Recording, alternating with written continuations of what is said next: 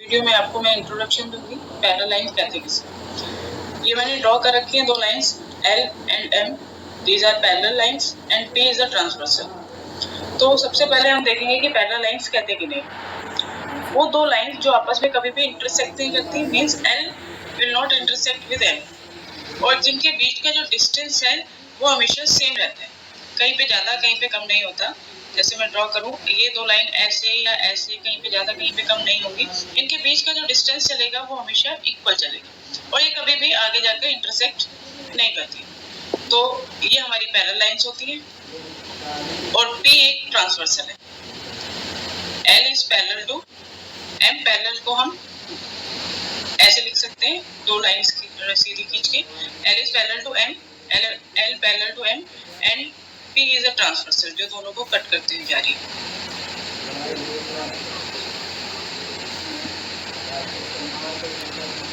आगे हम पढ़ेंगे, हमने इन सब एंगल्स को, इसके चारों ओर जो एंगल्स बन रहे हैं और यहाँ पे जो एंगल्स बन रहे हैं उनको नेमिंग दे दी। 1 2 3 4 5 6 7 8। ये एंगल 1 है, ये 2 है, 3 है, 4 है, 5 6 7 8।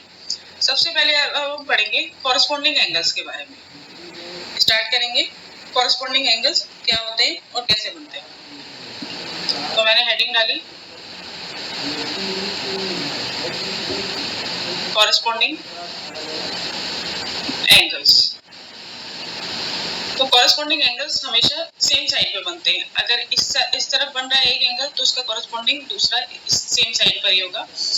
सेम साइड मतलब ये ट्रांसवर्सल के इस तरफ या इस तरफ। तो हम देखेंगे कॉरेस्पॉन्डिंग एंगल कौन से होते हैं।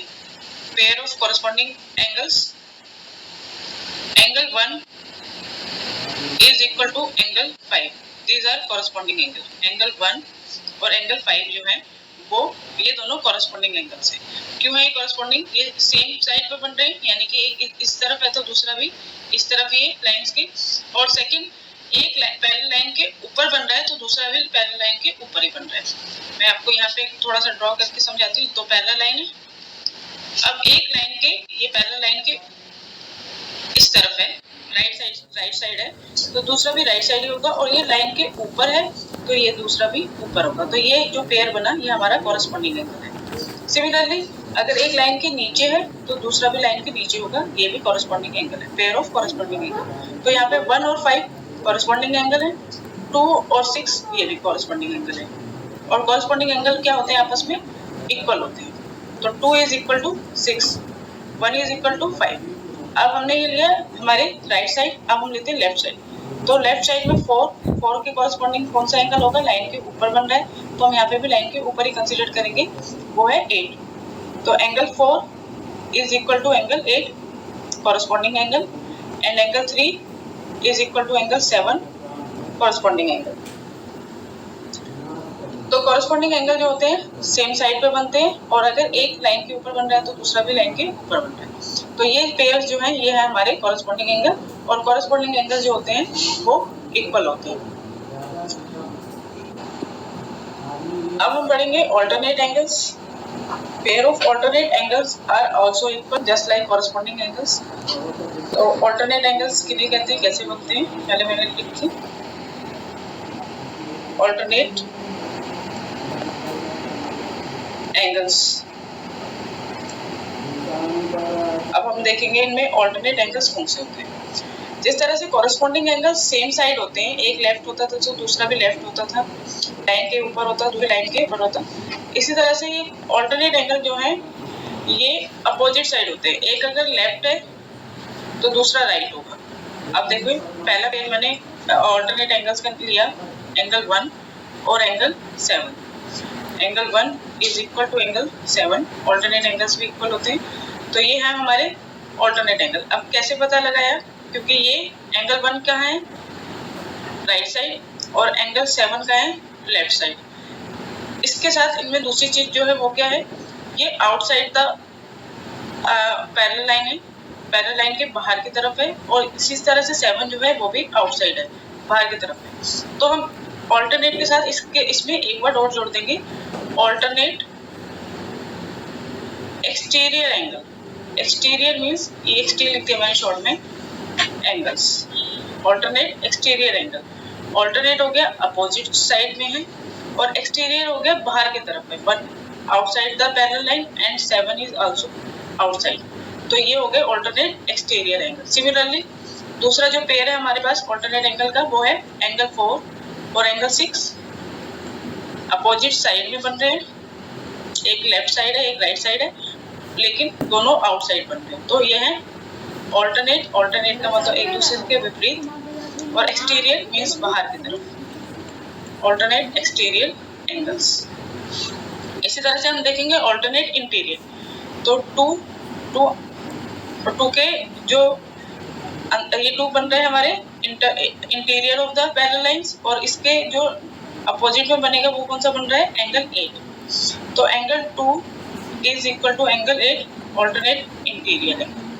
तो ये पेयर बना है हमारे पास ऑल्टरनेट इंटीरियर, INT लिख दिया हमने, एंगल्स, यानी कि अपोजिट साइड है, एक लेफ्ट साइड है तो एक राइट साइड है, लेकिन दोनों अंदर की तरफ है, तो इसलिए हमने इन्हें इंटीरियर लिखा।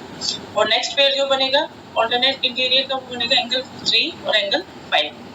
Angle 3 is equal to angle 5, this is also alternate interior angle. यानी कि ऑल्टरनेट एंगल्स में दो तरह के एंगल्स होते हैं, एक या तो ऑल्टरनेट एक्सटीरियर या फिर alternate interior. Angle 1 angle 7 outside है, ऑल्टरनेट एक्सटीरियर 4 और 6 ऑल्सो एक्सटीरियर। एंगल 2 और angle 8 alternate interior, angle 3 angle 5 alternate interior. अब देखेंगे हम vertically opposite angle. Vertically opposite angles कैसे होते हैं, जैसे एंगल 1 के अपोजिट वर्टिकली अपोजिट कौन सा है 3। एंगल 4 के अपोजिट कौन सा है एंगल 2। तो angle 1 is equal to angle 3, angle 2 is equal to angle 4। तो ये किसके पेयर बने हैं, वर्टिकली अपोजिट एंगल्स। दो लाइन आपस में ऐसे हैं, अगर क्रॉस कर रही हैं आप, जैसे ये और ये, तो ये वाला पेयर और ये वाला पेयर वर्टिकली अपोजिट, ये और ये वर्टिकली अपोजिट। सिमिलरली नीचे वाले में 5 is equal to 7, 6 is equal to angle 8, ये और ये वर्टिकली अपोजिट। हम इसे शॉर्ट में वर्टिकली अपोजिट एंगल्स ऐसे भी लिख सकते हैं।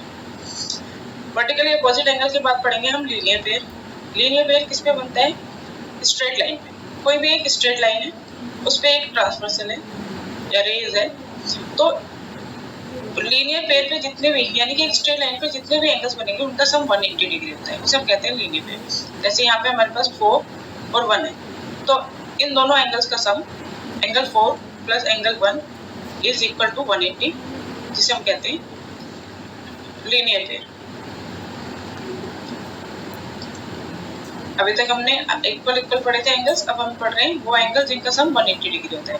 तो वो 180 डिग्री हमेशा स्ट्रेट लाइन जो होती है वो 180 डिग्री की होती है, तो स्ट्रेट लाइन पर जितने भी एंगल्स बने वो उनका सम 180 डिग्री होता है। इसी तरह से एल, ये हमारे पास LM पैरेलल लाइन सी, ये हमारे पास P ट्रांसवर्सल है, तो P भी एक सीधी लाइन जा रही है, तो ये स्ट्रेट लाइन हो गई, तो एंगल 1 और 2 का सम भी 180 डिग्री होगा। Angle 1 plus angle 2, this is also 180। Same reason linear pair, 3 plus 2